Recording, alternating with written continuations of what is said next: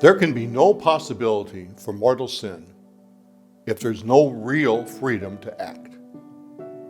Traditional and trustworthy Catholic moral theology accepts that the scrupulous condition effectively diminishes the capacity of the person who's suffering to make some decisions with the necessary freedom. This kind of moral freedom is required to consent to the action. If the ability to consent is not present, there is limited responsibility for the action.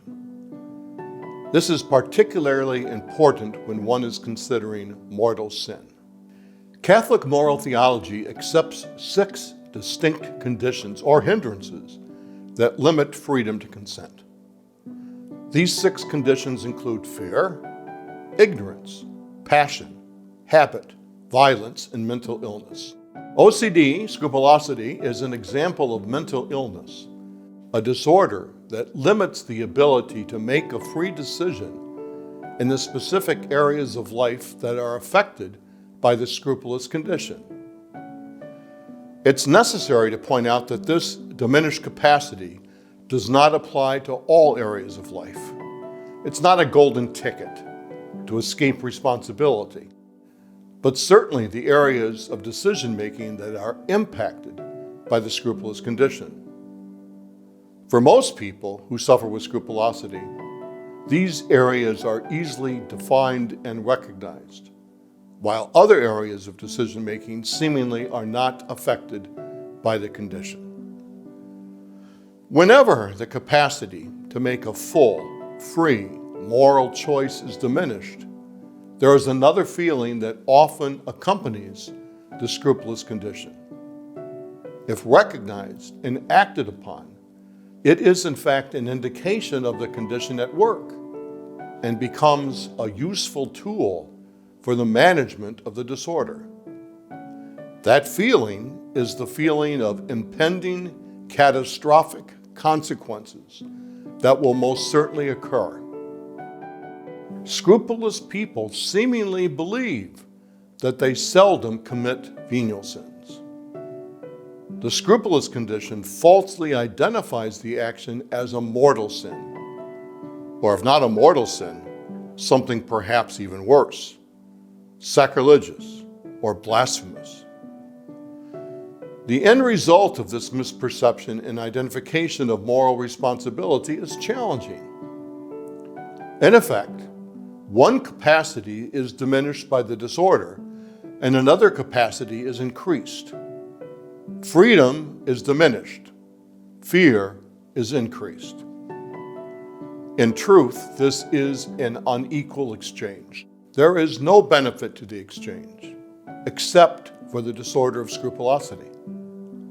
The person who is suffering does not benefit in the least from the exchange. This uneven exchange is experienced profoundly. It seems that as freedom diminishes, the capacity for catastrophe fills in the space that has been vacated. There is a certain cruelty to it, an inexpressible cruelty. The person who is suffering with the disorder has not freely consented to the exchange, but most certainly suffers the full extent of the consequences. This exchange is so effective and seemingly, at least to the scrupulous person, an expression of normality. As a result of the misdirected perception, they perceive that this is how everyone understands life. In particular, the experience that they may be struggling with. Scrupulous people are often surprised at how seemingly calm other people are in comparison to their own experience when confronting this kind of peril and flirtation with the inevitable eternal damnation. It never occurs to them that people without the condition are not perceiving life in exactly the same manner.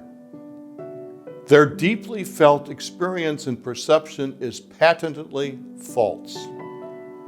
People who do not suffer with scrupulosity have not perfected a life skill that the scrupulous person lacks.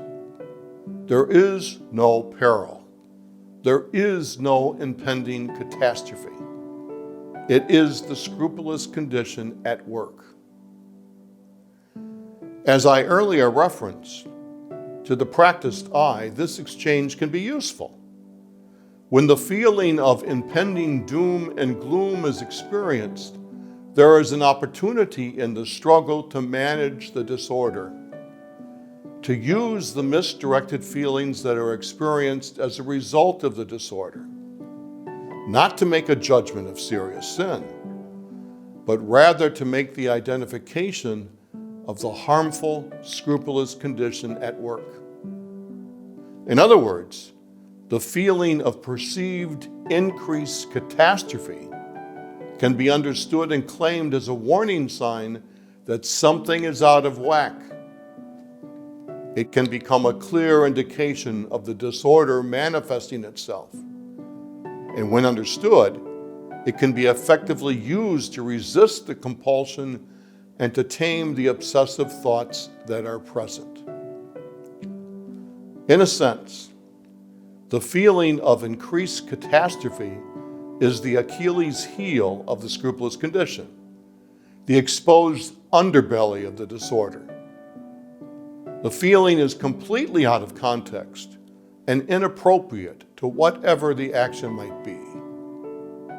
Therein lies the weakness of the disorder, although it may not at first seem to be the case. The catastrophic feelings that scrupulosity generates are not reflective of the reality of the experience.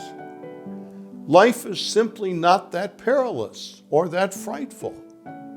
There are certainly moments that are both, and these are certainly occasions when the identification of catastrophic possibility is appropriate.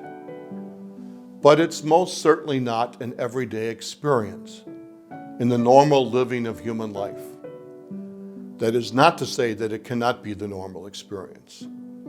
Certain short-term moments in life can certainly be potentially catastrophic, but not moments that can be sustained in the manner that scrupulosity warrants.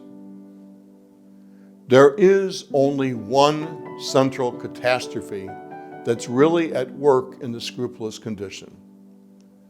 The suffering is anchored in the false understanding, but eminently useful interpretation, at least to the scrupulous condition, of the image of God. The false assumption is that the judgment of God demands eternal damnation as the ultimate reality, the result of a life lived, unless a person is ever vigilant and never lets down their guard. When this interpretation and understanding is activated, scrupulosity makes some kind of sense. It's simply too much to risk, since eternal damnation is so permanent. It is eternal and damnation, after all. Who wants to risk that outcome? The belief that eternal damnation is an ever-present reality and the conditioned hypersensitivity to this perception is the ultimate diminished capacity of scrupulosity. It diminishes the capacity of the human person to accept a God who loves, who forgives, and who desires above all else to be in relationship with his people.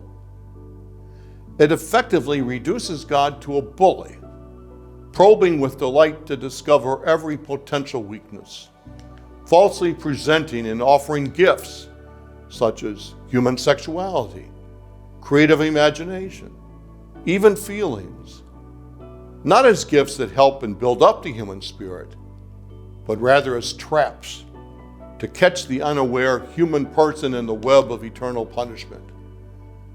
God then delights in what he's captured and casts another tortured soul into hell. It is perverse, but it seems to be real to the person who suffers with the scrupulous condition.